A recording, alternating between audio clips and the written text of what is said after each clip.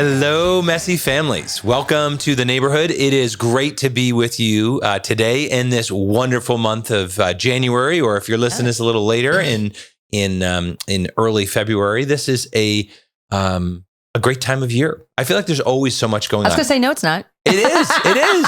Like we just got back from... The weather is horrible. What are you talking about? What do you mean? We just got back from sunny Cozumel. That's true. That's right? true. I mean, we had an amazing time.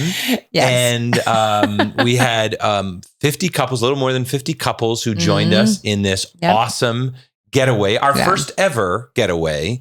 Our first, but not our last. That's right. So if you are intrigued by this, we will definitely be doing this again. I don't know if we'll get more information on that in the future, but it was hopefully awesome. Next couple months, to start advertising for next year. Right. It was, We'll see what we'll be doing.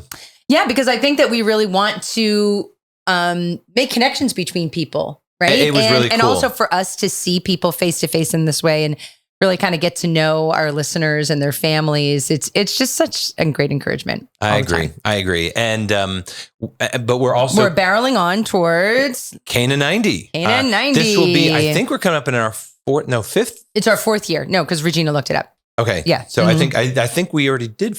Well, anyway. Oh, we did our fourth year. Right. We've done it for 4 years. So this is our fifth year. Yeah. Which I can't even believe. So this is 5 years. We've had over 5,000 couples participate in Cana 90. This is a Lenten program for couples. We've got a bunch of parishes that have signed up and are promoting it. And there's still time. So if you want to promote it in your Lent parish. hasn't happened yet. At least when we're recording this now. I don't know when you're listening to it, but contact us because it's the easiest Lenten program for a parish ever. It's free, and then people can choose to get something every day or every week, and you can go as far with it as you want. Like you could do small groups, or you could just have people do it on their own. We're doing all the work, so your pastor, all you have to do is be like, I want to promote this. That's done. Right. Yes. Make him look awesome. And if you've never signed up before, we've spent time revamping it, updating it. And I think it's really beautiful, both in. Oh, wait, I want to get a Cana 90 book. No, don't grab it. We should have grabbed that, but we'll do that for next one. I think we'll have one. I think it's right there. We'll have a couple more before we actually get to Lent. But anyway, free emails. But for those who are, interested, we will be doing a webinar right before Lent. Right. And we'll link information below on how you can sign up, the date and the time and everything for that. But we'll do a webinar about how to kind of approach Lent as a couple, as parents, as leaders of your family. So whether, it's oriented towards married couples, but we had plenty of single parents take it. Sure. Definitely single parents for sure. I'd say the big thing is it focuses on your marriage, your role as a mom and dad, and how to strengthen your family culture. Right. From as a Christian family in this crazy world. And Lent is a great excuse, a great opportunity for us to grow in our primary vocation as moms and dads, as married couple. All of these programs that we do, whether it's the Advent program or Cana 90 or the Play and Pray Challenge, these are just like helps for you to grow in your family culture. Yes. And just little reminders for you to be intentional with Lent, with your family, with being a mom, being a dad. I mean, that's what we're all about. We want to walk with you. And these are kind of like things that we have developed, programs we've developed to help us to walk with families. That's right. And we really do think this is the age of the family. This is the age where moms and dads, your role is so important. If you're listening to this podcast, I think you care about being a mom and dad. And this is a great excuse, a great time for us. That's all. All right, that's enough selling of this. We have some great stuff to talk about today. This is a topic that I think is both fascinating just from a kind of intellectual standpoint, but it really has very important pragmatic realities for us as parents.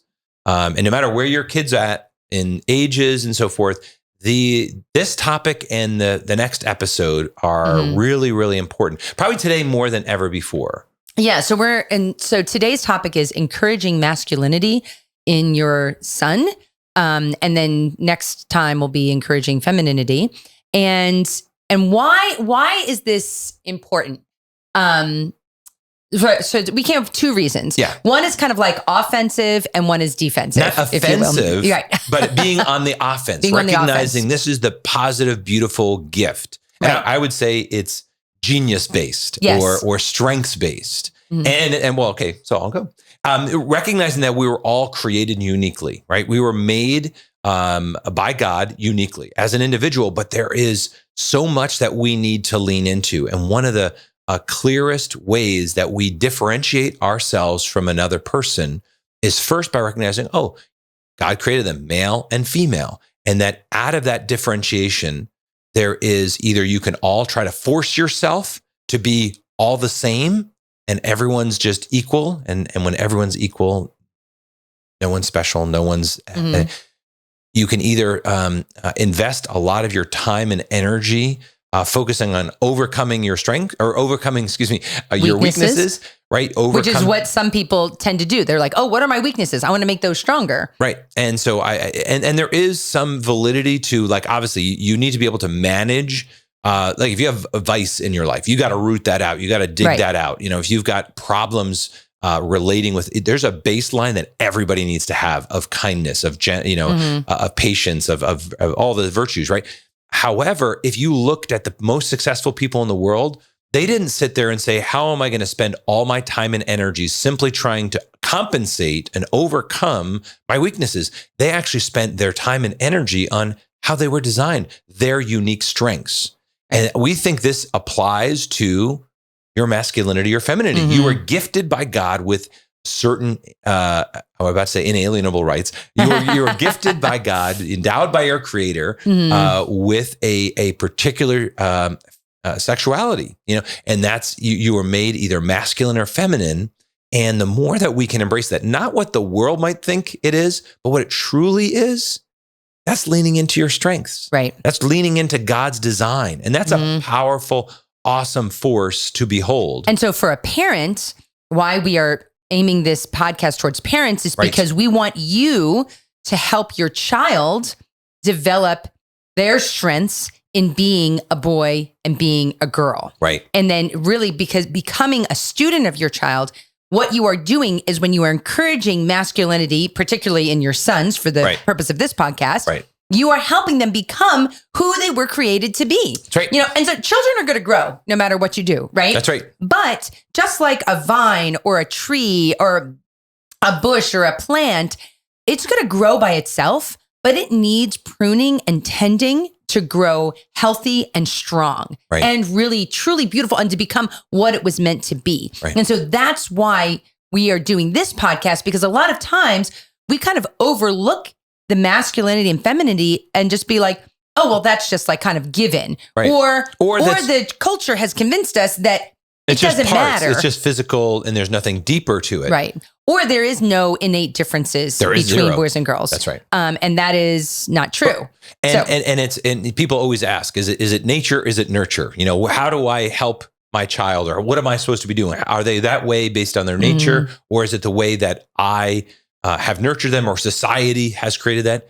And the reality is that we want to nurture by their nature. Exactly. Right? Nurture by nature. Right. And it's recognizing that there is a design, there is a plan, there is a handiwork that is knowable, is perceivable. Right. And we as parents owe it to our kids to make sure we are aligning ourselves with that. And that comes from both the truth of the church as well as the truth of science and biology that come into play. And one of the reasons, too, that we decided to do this podcast was because we as Catholics, as Catholic parents, we need to be as wise as serpents and as innocent as doves. Right. And we need to recognize that this is the battlefield of today. Yep. This is the battlefield of today. And we need to stop. We need to make sure that we are fighting today's war. We're not fighting the war that was being waged against us when we were children. I remember. Okay. Yep. Because there's other difficulties that you and I and our parents listening had to deal with when they were kids. That's not the battle of today. That's right. Okay. So what is the battle of today really is this gender ideology. Yeah. And that's a big battle. And they have drawn lines. And this isn't a political commentary. This is for parents. This is for parents to hunker down and understand what is truth. Let's sift this. Let's be good stewards of the truth we've received and make sure, as you're saying, that we're not lost in this battle, that we're not simply waging a war that was 20 years ago. We're recognizing we're in the midst of it today. That we can be intentional right now. So recognizing that there are forces coming after your kids in schools. That's right. In community organizations, and especially online, you know, and you need to actively work to help. How can we prepare our children? So this is kind of like almost like the defensive mechanism. How can we actively— the best defense is proactive. Right. To actively work to help our children develop a healthy sense of self, of who they are, right. of their emotions, and especially of friendships for those adolescents as they grow, because that has a huge impact on their sense of masculinity and femininity, who they are as a man or a woman. And so we as parents can't sit on the sidelines. We can't look and say, oh, that's not going to happen to us. Oh, I'm doing X, Y, and Z. And all Make no assumptions, people. And it's great to create good boundaries. It's great to create protective walls for our kids. Yeah. But the reality is that that's not sufficient. We're not trying to, unfortunately, promote it's not. a simple commune of sorts, although there's nothing wrong with that necessarily. But what we want is to really fully embrace what it means and not make any assumptions, not look back and say, oh, I wish I had said blank. No, let's just do it. Let's talk about what it really means. I actually, just as we enter this topic, I think that there was a mistake in society many, many years ago, where we stopped talking about the beauty and the genius and the power of masculinity and femininity. And I do believe the sexual revolution, started pushing that down. And I found it so fascinating. It doesn't mean every person fits into a perfect box. We're not saying that. And there is, and I'm just going to say this is kind of like a disclaimer on the front end, and we've said this before. Whenever you talk generalities, I mean, we're going to have some things that are biological facts, right? But there's also some things where there are going to be some generalities, and not every man and every woman's going to fit in a discrete box. That we're fearfully and wonderfully made, and we're unique, as more unique than any snowflake that's out there, right? Mm-hmm. But the beauty is that there was a design.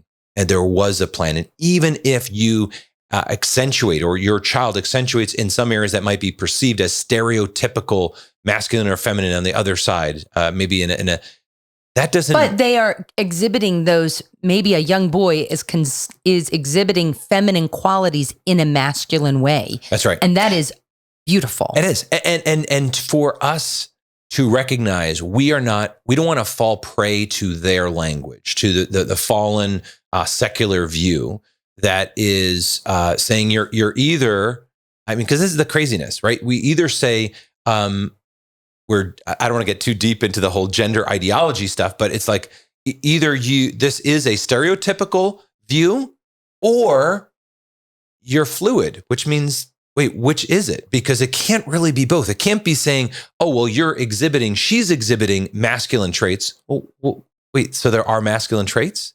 Well, then, wait. So then it's not fluid. So it's not fluid. Wait, so no, she is this, but she's exhibiting this.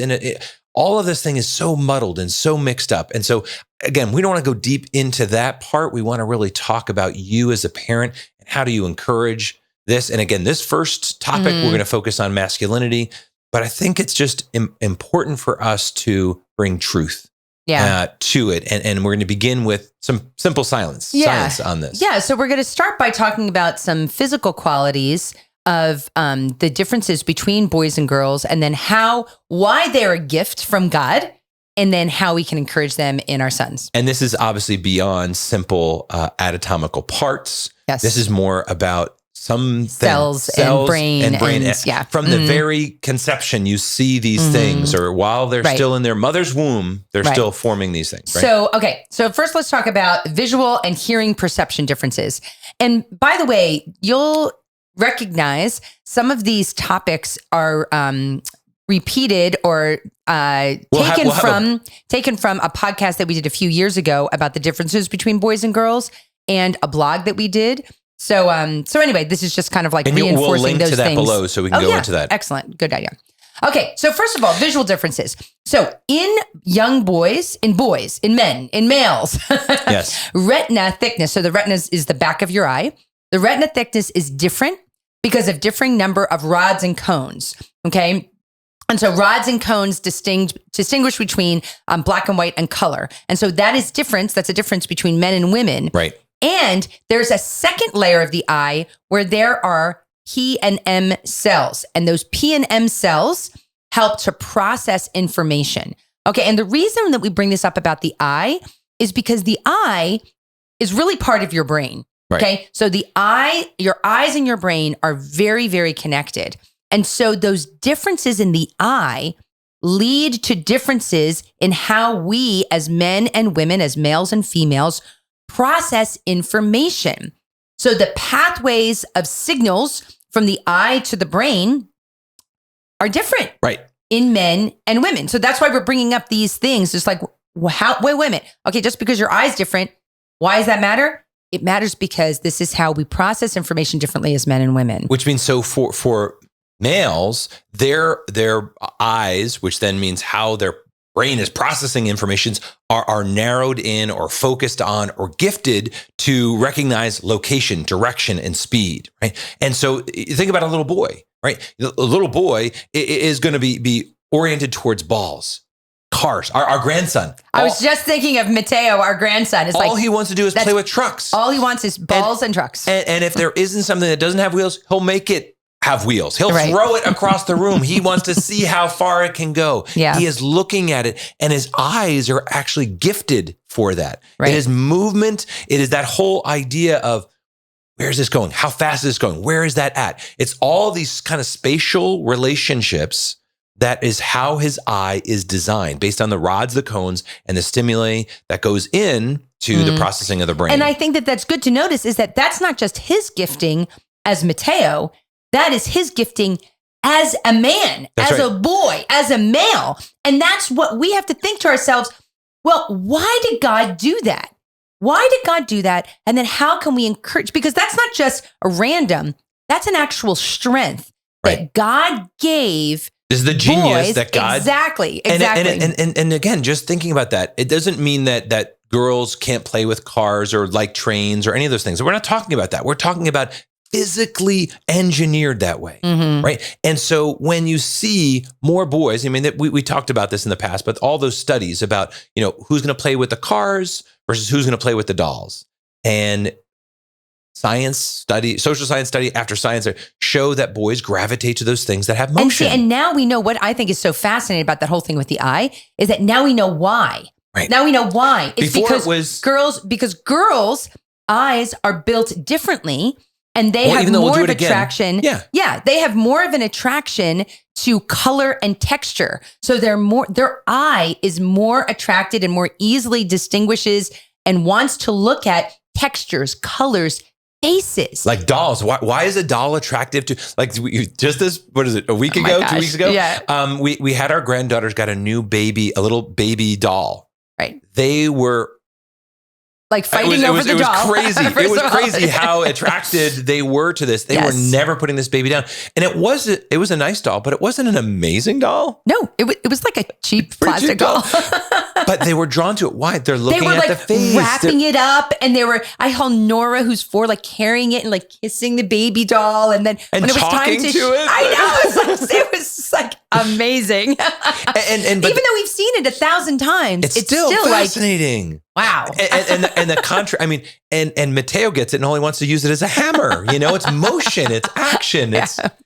But why? Yeah. So when we think about this, we have to ask that deeper question. Why did God create? Right. Again, we'll spend some time in the next episode talking about encouraging femininity, but why did God create our eyes this way? Why did he create males with this kind of perception? Why did he have it? So again, you think back into ancient times, there was an animal that I needed to hunt, right? And that's still true for many today, right?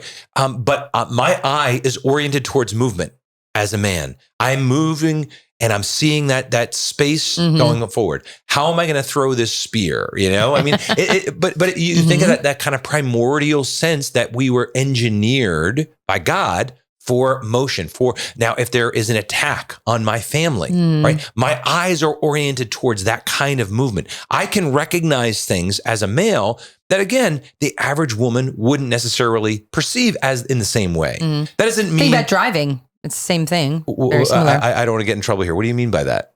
No, I just meant that Are you saying women drivers are... No, I do not want to get into this because I am a good driver. So you are an amazing driver. How dare you? I didn't say No, but I'm just saying that it translates in today's world, I would think, into driving. I think that there's different skills that, now I'm not going to say better or worse. It's different skills. It's different. But and that's the beauty is that there isn't a good, better, best, but it is different. Right. And so when you look at this, we need to be able to say, okay, my male son, my child, my son is oriented towards this. And how do we encourage it? How do we look at this as a strength, look at this as a beautiful gift of God in this small way? And how do we encourage that? So one of the things that, one of the ways that dads can do that is, dads and moms, is to recognize that your boys are just going to simply want more physical play. That's right. That they are going to want that, and that it's good for both boys and girls to have physical play, but it's especially important for boys. And that manipulation of objects, I think, is especially important, that they are not like that. Little children, especially kids under 6, are not in front of a screen, but that they are learning how to manipulate objects, how to use them, and what happens with them. And this can be frustrating for parents. This can be frustrating when you see, you have something. I'm going to use an example theoretically that I had with a child of mine we had a radio or something like that, and they wanted to break it apart. Deconstruct it, take it apart. And they took it all apart. Now, they could never fully get it back together again. But what they perceived, and this kind of goes into the bigger picture, but they're looking at things. They're looking at how something operates. They want to dive into it. And little boys love throwing stuff. Right. They're always throwing things, not just dropping things, but throwing them. And this is one of the reasons too, I think that things like, sports, climbing trees, riding bikes, boys in sledding, motion, biking, out in nature, getting skating, like skateboarding, all of these things. I think that boys need that, because if that is their strength, you should encourage that. Right. You want them to develop skills with the ball, and also to help them really all of those things in some ways develop courage. Yeah. And we're going to get into this next in another section, but encourage appropriate risk takings and things like that. But I think that those are also great ways to help them feel confident when they are leaning into their strengths. Right. Because again, when you have eyes that can do that, you need a body that is able to help get up to that. And they're attracted to that. They are. And they want to do that. And they're drawn to speed. And so again, there's a healthy way. Again, everything is balanced by both age, maturity, where your kids are at. But when you can look at a child, look at a son, all kids like to be thrown up in the air by their dad. I think so, at least, right? Mm-hmm. But particularly boys have that propensity. And so as they get older, you want to be able to encourage that. Like we were watching a home video the other day, back in the, 10 years ago. I don't know how long ago it was, maybe less than 10. But like our boys climbing up the tree when they were like 8, 10 years old. Right? Yeah. And just seeing how high they were. Mm-hmm. And it wasn't, and there, again, I'm getting a little bit ahead, but the idea that they could see it, they wanted motion, they wanted to be a part of it. And now their physicality of their body is trying to catch up with that. Mm-hmm. And I think that also leads to higher confidence in themselves and in their bodies. Right.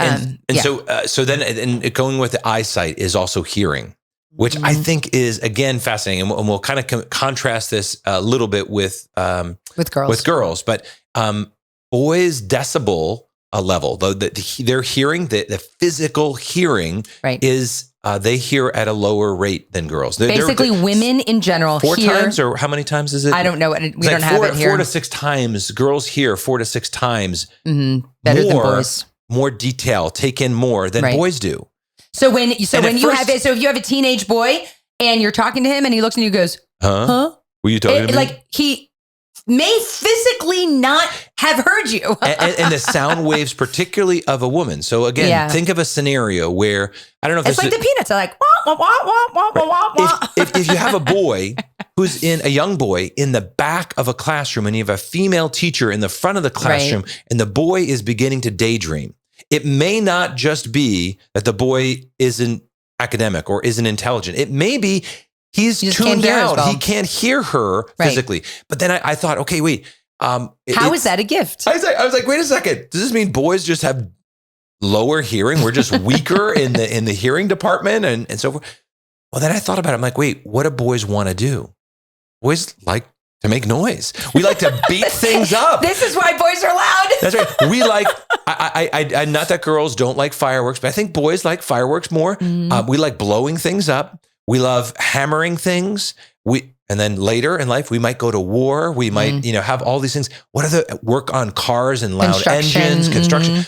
And all of those things are naturally oriented towards the boy's hearing, giving him a higher level of tolerance. Yeah, a higher tolerance, sure. And so when you think of that, that's like, wait a second. Maybe there is a design. Maybe there is a plan. Maybe God did know what he was doing. What? But again, for us as parents to recognize that. So when your son is beating the drum or smacking the whatever that's making a lot of noise, not that you shouldn't control it, but and have good discipline in the home, and there's nothing wrong with any of that. But also recognize, well, particularly for a mom, is like, wait a second. There is a level where he wants to get to that higher level. And I think that for all of these things, whether it's the throwing things or like the need for speed or the need for loud, the need for loud, there are ways that we can satisfy that in our child by giving them an outlet for that, whether it's going outside, whether it's putting them in the basement and letting them do loud things.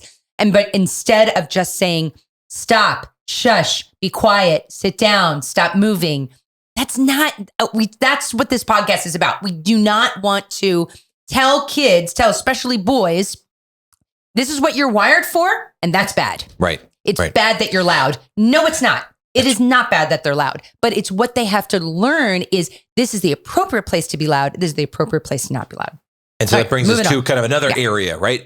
Is the connection of emotions with boys, right? Their connection to emotions. And we've talked about this before. It doesn't mean that boys don't have an emotion, but what we physically know, the parts of the brain that between communication and emotion aren't as close together in boys compared to girls. Girls physically have a the closer emotional connection. Center and the verbal center of their brains are not closely wired, I guess is a better way to say it. Are differently wired in men and women. And so again, do I look at that and say, is that a deficiency? Is that a deficiency for my son and for myself? Right. Because I don't think there's anybody who doubts that men are, I think people falsely claim men have less emotions than women. And there may be some truth to that, but I think there's really a truth to what we can say from science is that the pathways, the wiring is not as quick and efficient between of how to even think about emotion is easier for women than it is. Right. I think it's just even harder for men. And when we say verbal, it doesn't even necessarily speaking, but even forming those words in your brain to write them and to think them, it's not as easy. And why is that? Why is that a gift? I know. So as Alicia and I were talking about this, I was like, wait, again, is this another, whatever? And then I thought, wait a second, why is lack of being your emotions being front and center, more wired, more connected, quicker pathways to your emotions? I'm like, how many situations do we have where we need lack of emotions? Because lack of emotions in all of life is bad, but in certain situations, it is essential. We're in a crisis. My family needs to be defended. Again, if we just go back to primordial evolutionary, stuff, right? And we say, my family's at risk. I don't melt down. I don't freak out. I step in and I take action. We are wired to be able to say, I'm going to put my emotions to the side. Now, if we stuff those emotions too long, that's a problem. But I learn to act and be proactive. And so if you think of it from the standpoint of first responders. Yes. If you think of it from crisis management in general, if you think of it in those terms, where even in our marital relationship, like let's just say it's a minor crisis, but we're in a moment where we're out of gas or have an accident. Or even you have a child who's flipping out, or whatever. What do you need? What do you need? Do you need? If you have the emotion of a child flipping out, do you need additional flipping out, additional emotional meltdown? No, sometimes we need that cool, sober judgment, which again, this isn't a negative on women. I definitely need that. I definitely have walked out of the room saying, you need to deal with this. Right. And that's a big deal. Yeah, and so that's very helpful. God created us, male and female. And we can see that in marriage, but that's also true for our kids, right? We have to recognize that our boys don't have that as quick response. So this presents a challenge for mom. So mom, Again, not that dads, we forget this sometimes as we mature, because as mature adults, hopefully as men, we have learned how to communicate more on our emotions and tap in and be more aware and be more sensitive. Yeah. But particularly for moms, how do you deal with that? Well, see, what I was thinking that with the boys, it's really good to be able to help them to not, I'll put it this way. I don't think it's helpful for mothers to try to force, especially adolescent boys, to talk about how they're feeling, because I think that just makes them uncomfortable, makes them feel cornered. Okay. Yeah. But I do think it's good for them to understand, why do I feel this way? You know what, son, you seem a little down right now. You know, what's going on? Why do you think you feel that way? And for a boy to be able to say, you know what, I think it's because I've just been not getting good grades, or I am just really not doing well on the team this year, or, you know, such and such person has been, you know, whatever, like I'm having a hard time. So I think that they don't have to express, well, you know, it doesn't have to be this long drawn out conversation like you would have with your daughter, you know, of like, hey, let's sit down, let's go out, let's like just talk and talk and talk and talk. But even for them just to kind of pinpoint, what is it in me that is causing me to feel this way? And just even to be able to say that. To name it. Yeah. And not necessarily say, I feel like the whole world is crashing down and blah, blah. They don't need to express it that way. But if they say, I think this is why I feel this way. Like, I think that that's a really good thing. And that's a really healthy thing. And that may be enough. And the reason it's important for them to be able to express why they're feeling that way is because we as a parent need to dispel any lies that our sons start believing about themselves. Right. Because especially when boys fail, they may not be able to say. Because again, that communication isn't as quickly wired, so they may not be able to articulate it or even fully understand it. Like they may not be able to say, I'm stupid, mom. I'm stupid. That's why I feel so down. You know, but if you're able to have that conversation, you can dispel the lies. You're not stupid. That's right. That is not true. But you have to encourage them to do that. And whether it be in the classroom, they didn't get a good grade. Maybe it was because they didn't study. Maybe because there was a whole host of reasons, right? Yeah. Or maybe they didn't play well in their team's game, right? Or they have a job and their boss yells at them. You know, we can be there as parents, what mom and dad. But again, moms, I think, have a real unique way of being more attuned to it, right? Sometimes we as dads, feminine genius. It is. It really is, which we'll get into more. But I think there is something very powerful about a mom being able to help a son articulate, not to feel like, oh, therefore you have to go through your emotions like I do as a woman, right? But to be able to say, you know what, I want to articulate why I felt this way so I can speak truth to it. Because when, let's just, again, use a son who gets yelled at by his boss, comes home, I'm the worst employee ever. I stink at my job. Yeah. I am never going to succeed. I am a failure. He may not articulate all that, but maybe he's carrying that burden, and he may not even be processing it intentionally on that level. But because he got yelled at, and he maybe got fired, or maybe just got reamed out. Mm-hmm. Helping be sensitive. Okay, something's going on. Yeah.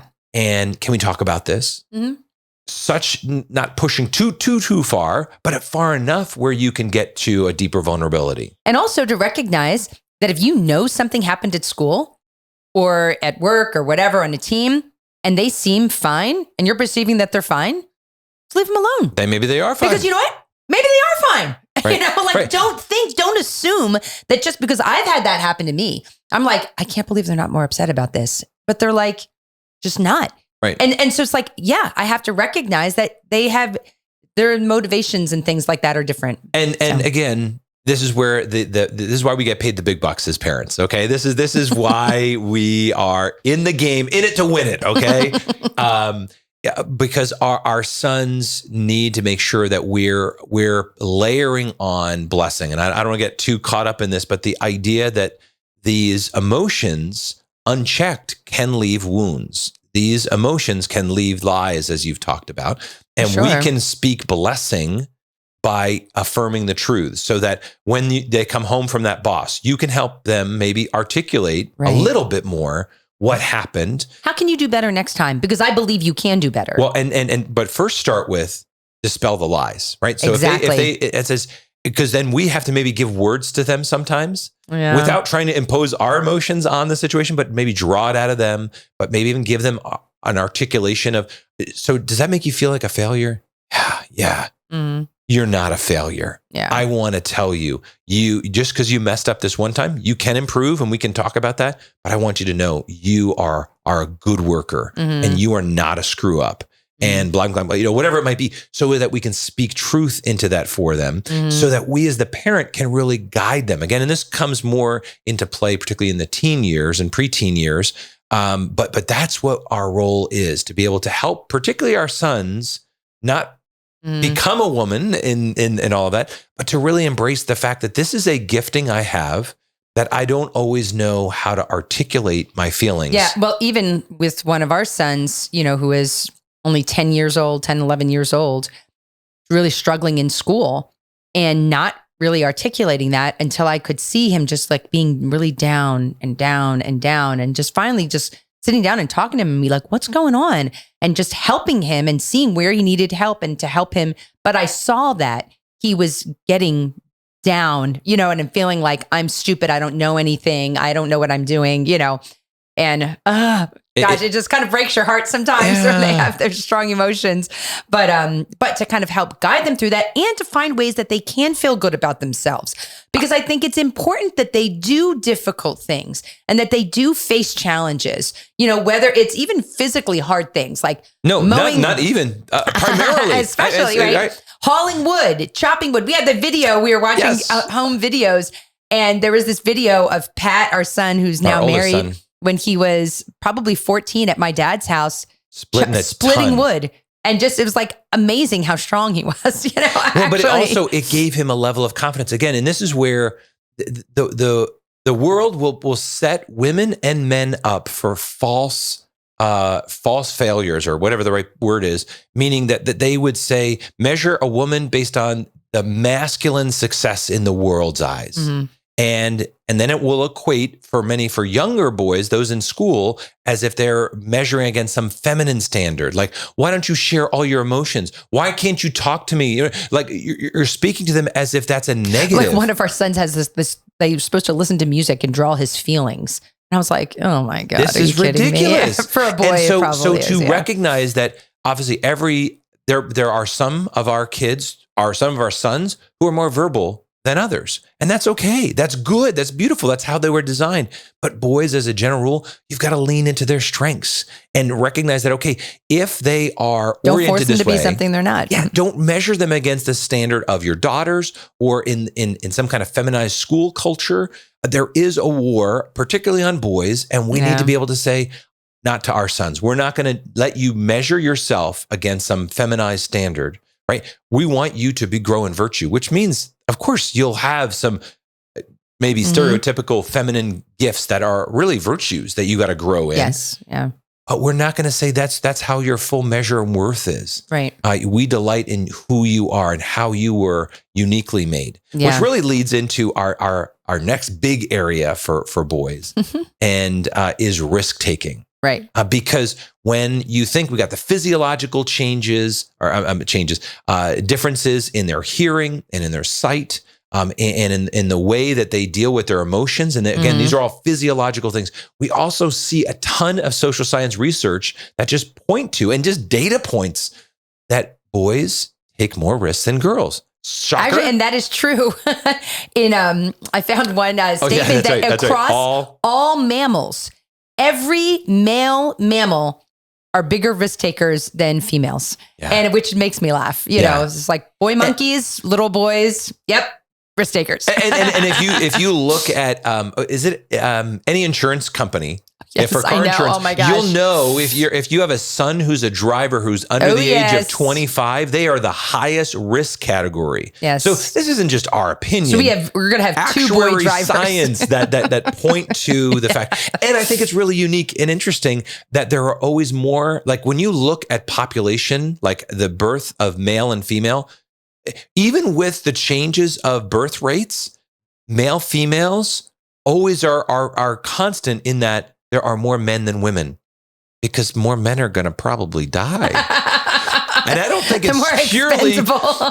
So we need more men because we know they may not stick around as long. I don't think it's just their lifespan. I think but I always think that's fascinating because if you simply look at it, it's like God knew what he was doing. God's design is in all of this. So anyway, but when you think about this, again, we talk about the primordial thing. Well, who's willing to take that risk to defend their family? Because I think I just want to talk about the risk-taking thing for a second, because I think that in our culture today, and this is something to really be aware of, we are so risk adverse in our culture. That's right. In our modern culture, and especially after the pandemic and everything, I think that was just an example of how incredibly risk adverse we are. And we need to be aware of that because we have to think, what is the outcome for my son that I desire? What do I want him to be? When I am trying to figure out, should I let him climb that tree or not? Yeah. Right? I'm seriously, really, this is part of being a family that lives for purpose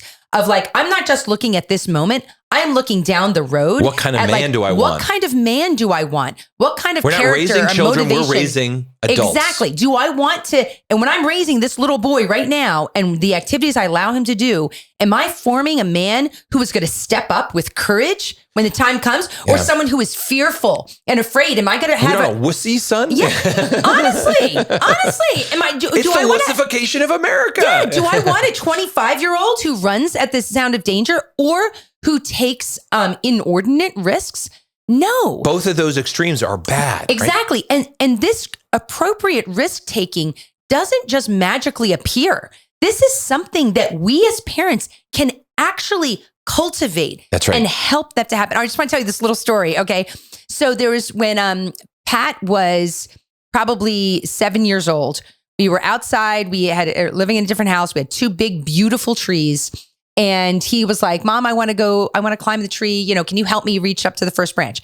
And I remember thinking, oh, I don't want you to climb that tree. But I literally thought to myself, he's going to climb trees. That's right. Do I want a boy who climbs trees or a boy who's afraid of that? And then I thought to myself, I climbed trees when I was his age and I didn't think anything of it. That's right. So I, helped him get up to that first branch. And I was going to go inside, but I just couldn't take it because I was like, I have to sit here. But I didn't want to be like hovering. So I remember I like sat down in a lawn chair and I took out a book and I was just like reading, but I'm like literally watching him like out of the corner of my eye. But this little stinker, he knew I was watching him. And so all of a sudden he goes, Mom, help. And I throw down the magazine and I ran across the yard. And he was like hanging from a branch. And as soon as I ran over, he just sets his feet on the branch beneath him and started laughing at me. Yeah, that's at like a 6-7-year-old. I am not even kidding you. That's another quality of boys that we're not going to get into, but we love doing that. And I was like, I can't believe all boys love pranks. You're giving me a heart attack, But I recognized too at that moment that I was like, if I told him, you can go inside and play video games right now. Oh, yeah. He would. Yeah, he would have been happy to comply. But what is my long game? What do I want? That's the family that lives for purpose, right? Do I want him to be a kid who's just sitting around playing video games all day? Or do I want him to be a risk taker appropriately and go climb trees? Yeah. And so that's something that we have to recognize is that we need to encourage those things in our boys, but give them appropriate risks. Because the reality is that there's a ton of funny is maybe not the right word, but a ton of videos of showing how men overestimate and have overconfidence in their abilities. Trying to ride a bike across two buildings and crashing and all these different things. And there's a ton of great research even on that, right? But that beginning needs to be, as you said before, we've got to train our boys. We've got to encourage this risk taking in them in a small way, because we don't want the opposite of a wussified boy or a boy who takes inordinate risks. Because what happens inappropriate and dangerous risks. If you don't allow your son to take risks while he's under your roof, when he's not under your roof, it's got to be these building blocks. He's going to think that he can, jump off a building that's too high because he was never allowed to jump out of a tree when he was 8, And so it's like literally those kinds of things. you learn. I remember learning, jumping out of trees and hurting myself. Right. And I've learned, okay, I can't jump that high anymore, right. you know? And it's like, that's what kids have to learn. They have to learn how to ride a bike down a hill really, really fast. And what's too fast? Because then when they're 18, 19, 20, they get a motorcycle. I mean, it's really, honestly, it's very similar. That's right. Skills that they're learning. You want them to do it when they're under your roof and not protect them. And then they're going to, go nuts when they get older. And again, both men and women need both masculine and feminine characteristics in a virtuous, harmonious, full life, right? Sure. This is what we need. The glory of God is man fully alive, St. Irenaeus would say, right? And so, but in our boys, we need to recognize they were designed with this risk-taking and this desire for adventure. Right? Yes, adventure. I talk a lot about this in the Dads versus Wild course, and the reason, which is coming up in March. Yeah, we're actually that's right. It's coming up in March. But in that course, the reason I call it the Dads versus Wild is that there is something in all men that kind of has a bit of wild within them.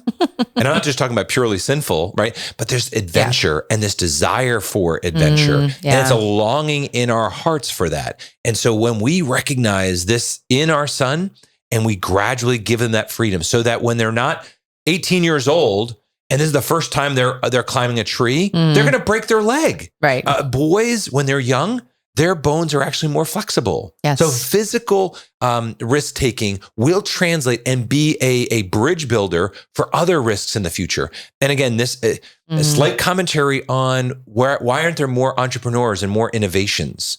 I really believe it comes back to this, trying to protect and the helicopter parent, keeping our kids hemmed in. I'm not saying we completely say free range, your kids, right? But I'm not saying you lock them in a box and keep them safe either. And particularly our sons need to know that desire for adventure is a good thing.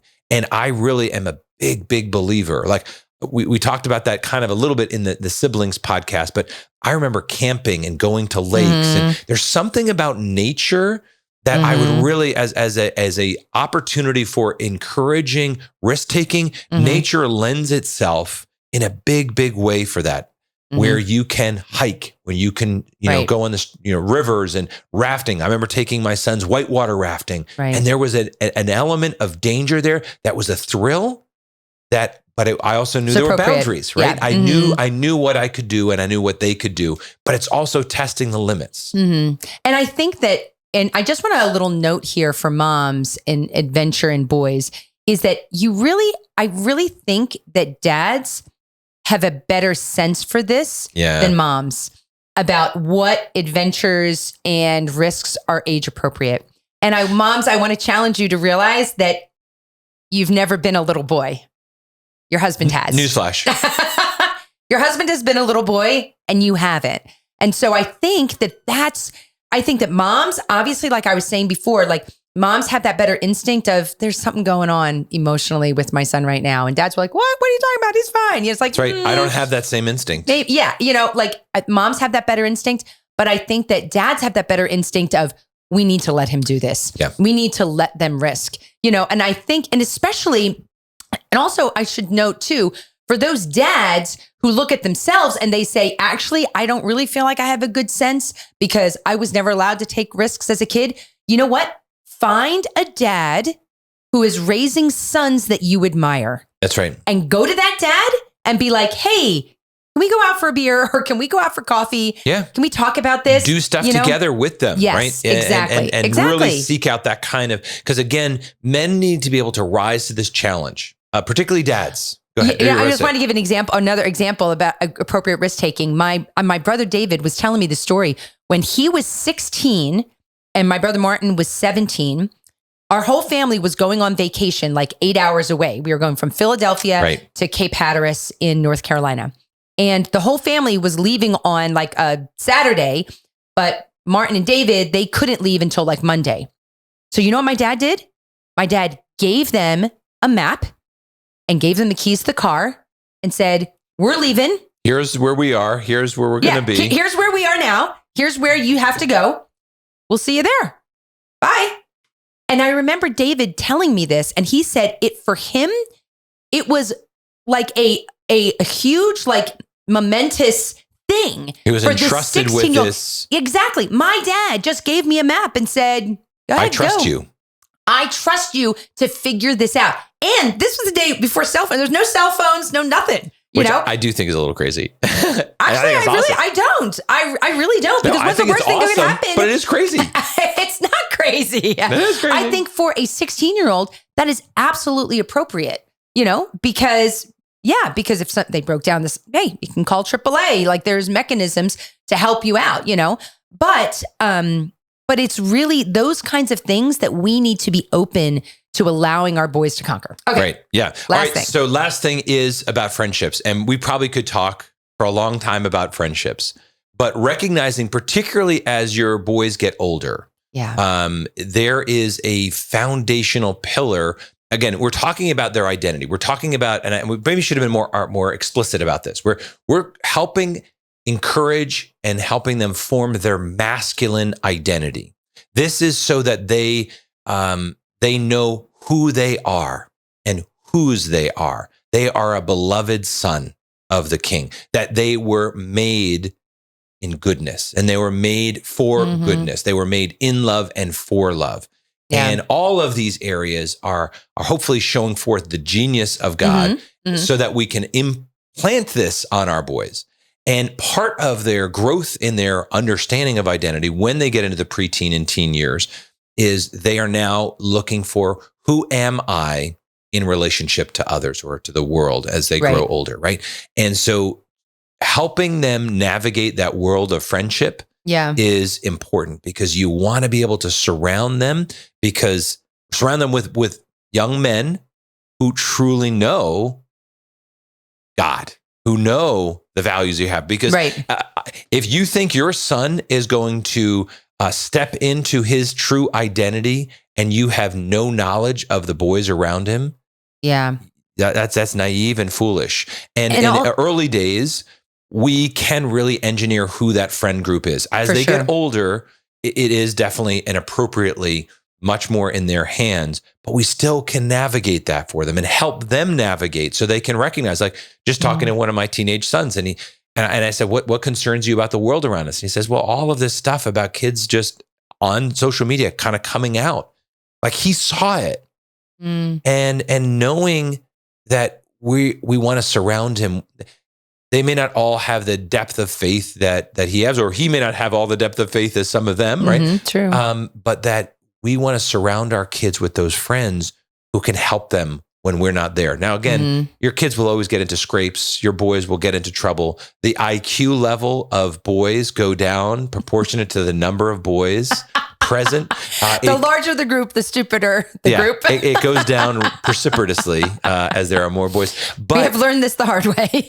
But there is something about gathering them together. And again, the earlier you can do this, and this is why I love doing the dad's course, particularly for dads who have sons between the ages of 9 and 12, because the preteen years, that transitional time, the pre-adolescence is a golden time, golden years where you can really pour in both your relationship, but also if you can really set them on the path with good friends, that will really make a big difference. And I think on a like slightly like whatever to clarify too, is that it is also very important that you are aware how your child is doing socially.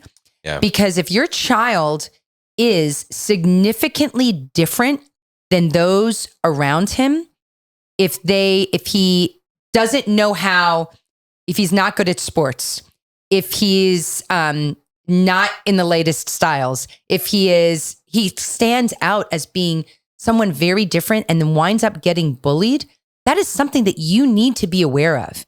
You need to be aware of that, because his relationship to the world, if he is constantly being bullied, that is going to malform his relationship for the rest of his life. Meaning that during adolescence, there's these sensitive periods. And if during adolescence, like you were saying, is like my relationship to the world, well, if I perceive the world as rejecting me, as being hostile towards me, that development of that part of myself is going to be maladjusted. Right. And I think we as parents need to be aware of that. So you know what? We can help our kids become more socially acceptable. Now, I am not saying that you need to go out and, give your son a makeover and like change who he is just so he can be accepted. But there is some truth to the fact that if your child wants more stylish clothes so he can feel more comfortable at school, you should do that. Right. That is not a bad thing. If your son wants to wear his hair a certain way, just let him. Because if that helps him to fit in and navigate those social relationships, this is not the time you can say to him, oh, you're fine just the way you are. If people don't like you, that's their problem. Well, yes and no. Yes, if people don't like you, that is their problem. But we also do live in a world where appearances matter. And if you don't think that they should matter, well, okay, but they do. Like if you want to be a businessman, you can't show up sloppily dressed and with stains all over your clothes and your hair matted down and all of that. Exactly. Right? It's like that is important. And I think sometimes we as Catholics are like, oh no, that shouldn't matter. We're just going to be different. I'm going to teach my child to be different.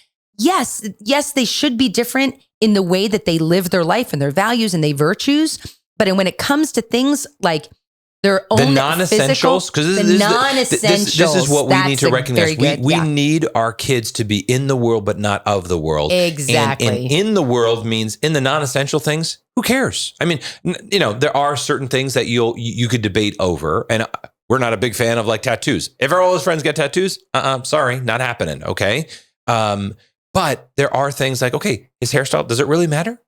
Like, the fact that I don't prefer the way my boys have their hair styled right now, but oh well. But I'm not. But it's also a non-essential that they really like and appreciate. Right. And actually, I don't think it is necessarily even to fit in with their group of friends. Although I do see a couple of models that I think they're following. I think they're following our sons. But anyway, that's it. But be that as it may, the non-essentials don't sweat it. Don't sweat it, because what is essential is that they are connecting in with friends that will actually keep them on the straight and narrow, that they are a part of a group of again, we're talking about boys, a group of boys who are heading in the right direction.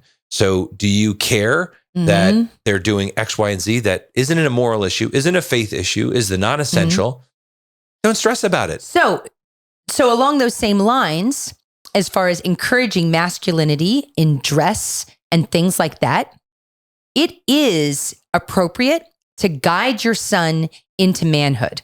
So it is okay for a dad to say to his son, yeah, that's not what a man does. If your son wants to wear nail polish, it is, I think, because as a teen or pre-adolescent, yes, if they're trying to like explore like whatever, it is okay to say to them, that's not what we do. That's not what you're going to do. Yeah. Or if he wants to like wear a feather boa to school, or if he wants to wear makeup, to say, son, we're not going to do that. Like there is nothing wrong in guiding him into his manhood and wearing clothes that express his manhood. And hopefully you have building blocks years before this. So this isn't an abrupt departure from what you've allowed before this, right? Because it's not simply merely, well, there's nothing wrong with the fact that this is what our social culture has had. That doesn't, just because the culture says this is the stereotypical thing for male, that doesn't mean it's wrong. That means it's a reflection of a deeper inner reality. We as Catholics have this beautiful sense of body and soul, that the body ought to reflect what's going on in a deeper reality with the soul. And this is a body-soul composite. So what happens to my body is me. There is no like, oh, this is my body. Oh, this is me. No, this is me. One and the same. There is no differentiation. So how I treat it, how I take care of myself. So this is when, again, pre-adolescence, where you're teaching them good hygiene. You're teaching them all of these things because you want them to be able to be in a place where they're representing themselves well as a son and daughter of God and their uniqueness, but in their solidity if your son is walking around smelly with greasy hair, that's your responsibility. That's your responsibility to say to him, hey, son, take a shower, wear deodorant, wash your hair. This is how you do it. I am not the biggest sports player, right? But I play ball with my sons. I throw the ball. I make sure they know how to do some of the basics, right? Right. And then when I can't, I fill in with them getting on teams because sports, you already said this, but sports is so important to creating friend group and an even identity. Right. I'm a basketball player. I'm a soccer player. I'm a this, I'm a that. I feel like there's so many aspects of sports that actually we should do a whole show on. Sorry, our timer went off. That fill in for so many different parts of parenting. But one of the things that in regards to friendships is that I heard this saying, and I think it's so true. Physical activity is the language of boys. Yeah. And that is true, like we were saying before about speed and all of that and that desire. But I think it is also true in friendships. And so if you have a son who doesn't know, like you were saying, who doesn't know how to play baseball, who doesn't know how to throw a ball, who doesn't know about basketball, teach him. Yeah. Teach him. It's not, It is detrimental to his social development. If you have a son, he doesn't have to be the top of the team. Not our sons do not play baseball. I mean, on a team, but they know how to play baseball. Our sons don't play basketball on a team, but they know how to play basketball, or football, same thing. All of these things that it is the language of boys. Right. And so take time. If you have a kid who is really, not very coordinated, dads, moms, take the time to teach them. I love throwing football with the boys. I love it so much. Yes. But take the time to teach them. These are really actually important things. These are not non-essentials. And if you particularly as a dad, but you as a mom or dad, look at things that you physically enjoy to do, hiking, biking, running, playing sports, lean into that. Teach them when they're young and continue it and do things that you can do as a family, or as they get older, take them on certain things. Like and this is, again, we're going to talk about the feminine genius and encouraging femininity in our next show, our next episode. But this is the gift that God gave us, both in our children, and we need to look at it. And there's probably even more things. Obviously, there's many, many, many more things. But like, use your child as an opportunity for reflection. Why did God make our kids this way? There's a way we can step back and almost have that wonder. Ask that question. For sure. Look at it, and then draw in the positive and say, I don't want to make the round peg fit in the square hole. Mm-hmm. I want to look at who you are and how you were designed. You were fearfully and wonderfully made. You were male and female. He created you. And I want to encourage you in the strength, in the innate goodness that is your masculine genius as my son. And that's how we're going to step more fully into our parenting, and how we're going to really change the world simply by following that beautiful design of our Creator mapped into the heart and the life and the body of our sons. Okay, let's pray. You want to pray? Yeah. Then the masculine podcast, I think you should probably pray. All right. And I did say this before, but we do have our Dads versus Wild course, and there is Women Wonderfully Made courses, both coming up in March. Registrations are open. And we're going to limit it. So in case you're interested in finding out more, please check the link below. Because in terms, particularly in our topic today, masculinity can only be conferred by masculinity. And that's ideally the dad passing on. Mom and dad both have a role in raising our sons. With all that's going on in the world, we need dads who step up, dads who look at their sons and say, you are my beloved son, and I care about you so much. I'm going to put time in and encourage you in your masculinity and grow you into who God meant you to be. So let's pray. In the name of the Father, and the Son, and the Holy Spirit. Amen. Lord, we ask for a insight and a wisdom and a blessed kind of understanding of how you made our sons, why you made our sons this way. Help us see with greater clarity your gifting, your strengths, your power that you have gifted our sons with, and how can we encourage that in our home? How can we encourage them to step more fully into who you made them to be? And for all the moms and dads out there who are struggling with their sons, Lord, we ask you to provide for their need. Give them wisdom and prudence and understanding and courage to be the parents, the moms and the dads that their sons need. And in your name we pray. Amen. Father, Son, and Holy Spirit. Amen. And until next time, may the Lord bless you and keep you.